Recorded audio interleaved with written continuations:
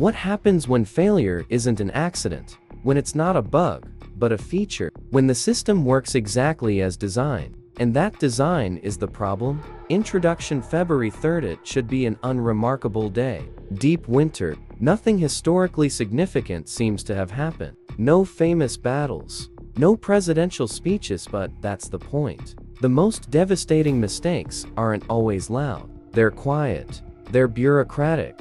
They're the days when smart people in rooms, following the best logic of their time, built systems so perfectly rational, so impeccably designed, that they became engines of human suffering today. We examined 3 February 3rds. In 1928, American medicine institutionalized a practice that would sacrifice thousands for scientific progress. In 1959, American education standardized a curriculum that would leave generations unprepared for reality. And in 2003, American military planning perfected a doctrine that would guarantee endless conflict. This isn't a story of evil intentions. This is far more frightening. This is a story of excellence in the service of error, of systems working too well, of February 3rd as the day America didn't just make mistakes, it built the perfect machines for making them. Mistake 1. The science of sacrifice. The Tuskegee Protocol. February 3rd,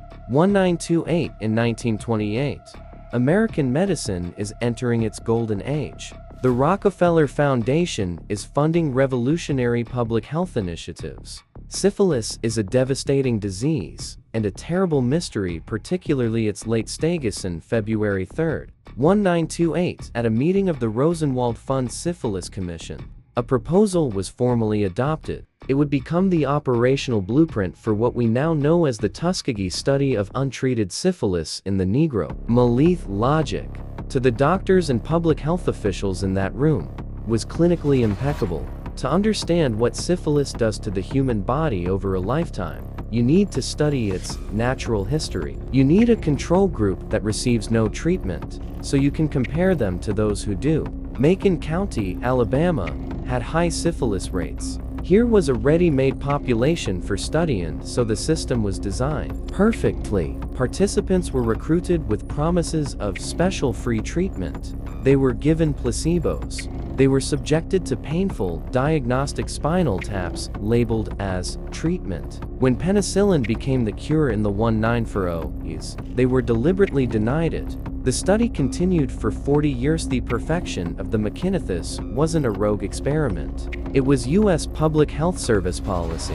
Every element was documented, justified, funded. The system had a clear objective: understand syphilis pathology, a methodology, long-term observation without intervention, a subject pool, poor black sharecroppers with limited access to healthcare or legal recourse, ethical bypass. They weren't considered patients in the therapeutic sense. They were study subjects. The February 3rd, 1928, mistake was the moment this system received its formal, bureaucratic blessing. It was the day American medicine decided that scientific purity, the perfect dataset, was more valuable than the Hippocratic Oath. They built a machine to generate perfect knowledge that required the perfect sacrifice of human beings deemed expendable. Mistake 2.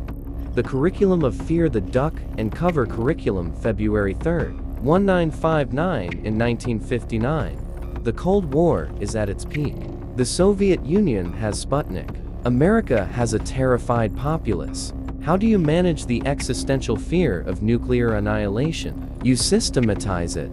You make it part of the routine. And on February 3rd, 1959, that's exactly what happened. The Federal Civil Defense Administration, in partnership with the National Education Association, officially distributed the finalized duck and cover curriculum package to every public school in the United States. This wasn't just a film. It was a complete pedagogical system. It included lesson plans integrating civil defense into science, physics of blasts, geography, fallout patterns, and even home economics, stockpiling food, monthly drills, as regimented as fire drills, a psychological framework, alert, don't alarm.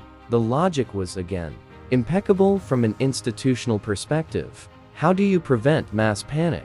You give people a ritual, a sense of control. How do you maintain national morale and productivity? You normalize the unthinkable. Make the apocalypse a scheduled part of the school death manufacture of complacency. But this perfect system of fear management created a perfect failure of public understanding. It taught 2 generations of Americans 2 catastrophic lies. Lie number 1. Nuclear war is survivable. Hiding under your desk would save you from a thermonuclear blast. This wasn't just wrong, it was actively disarming. It discouraged meaningful political questioning about arms races and diplomacy. Number 2.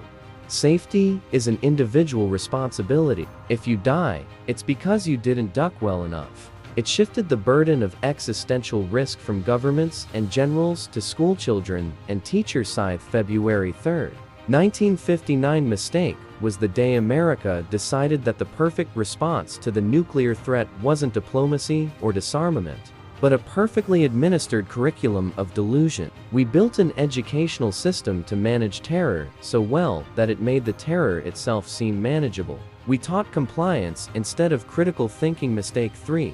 The doctrine of perpetual war, the shock and awe blueprint. February 3, 2003 and 2003. The war on terror is expanding. Afghanistan has been invaded. The case for war with Iraq is being built. The question for the Pentagon isn't, should we? But, how do we do it perfectly? On February 3, 2003, the Pentagon and CENTCOM finalized and locked in the war plan for Operation Iraqi Freedom. Codenamed Shock and Awe, it wasn't just a bombing campaign.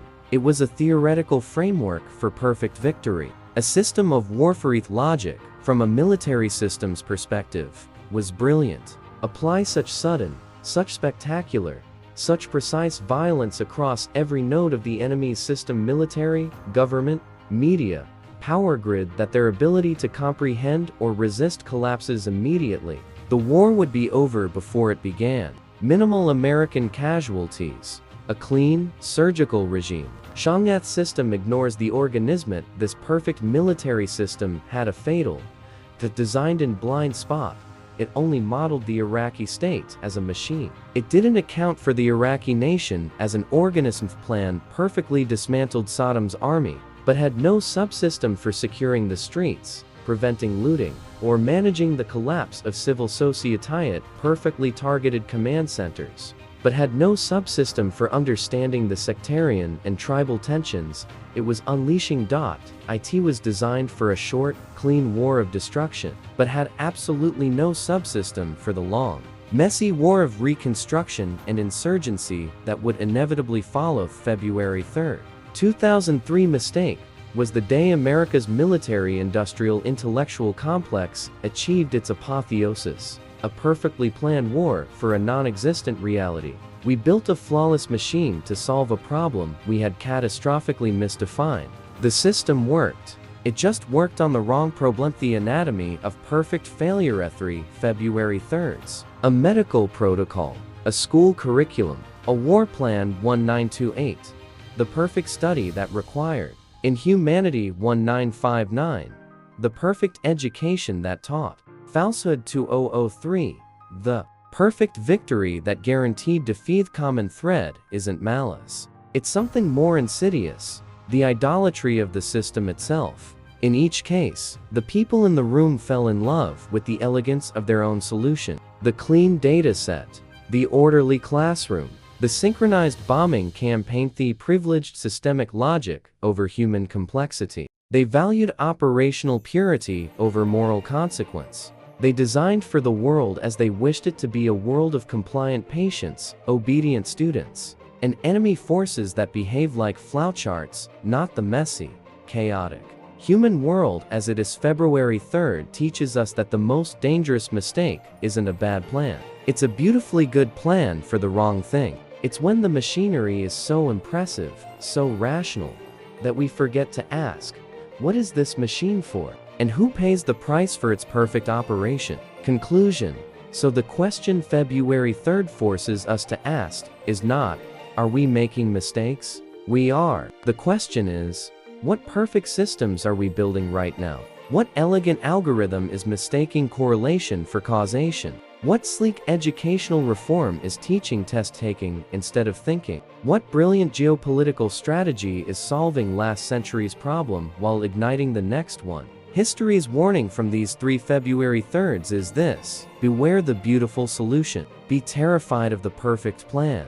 Because human beings are not data points, not pupils, not enemy combatants. We are the unpredictable variable that every perfect system eventually fails to compute. What perfect system in our world today, in tech, in finance, in policy, do you suspect is making the same fatal error? Name it in the comments. The first step to disabling a dangerous machine is to see it clearly. If this autopsy of perfect failure resonated with you, please help others see it too. Like, subscribe, and share. Thank you for thinking against the grain.